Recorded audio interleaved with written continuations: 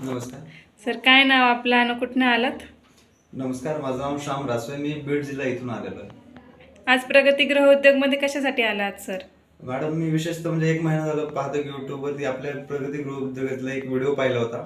तो मला खूप छान आवडला, म्हणून मी इथं प्रत्यक्षात तिथं भेट द्यायला आलेलो आहे आणि इथं आज मशीन पण खरेदी करणार आहे मी. इथे येऊन कसं वाटलं सर?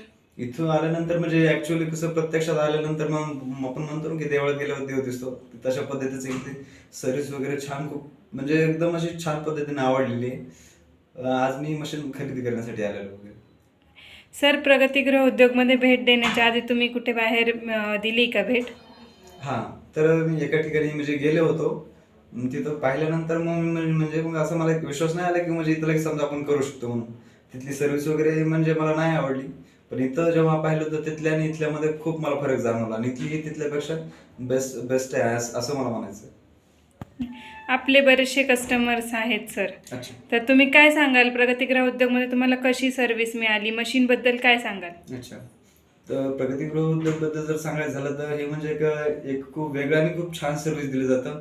इथलं म्हणजे मशीनबद्दल सांगायचं झालं तर मशीन ही खूप छान आहे. आपण म्हणजे म्हणजे काही इजा वगैरे नाही होऊ शकत. छान पद्धतीने आपण काम वगैरे करू शकतो आणि विशेषतः म्हणजे महिलांसाठी की महिला या म्हणजे चूल आणि मूल एवढंच न सांभाळता आपण स्वतःचा एक छानपैकी रोजगार म्हणजे घरी बसल्या बसल्या देखील आपण करू शकतो. 4 पैसे स्वतः कमवू शकतो आणि स्वतःचा एक बिझनेस महिला उभी करू शकते.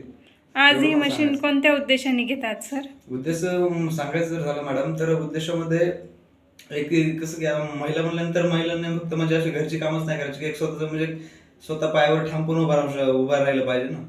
मी ही मशीन ही माझ्या मम्मीसाठी घेऊन जातो आहे आज. ओके.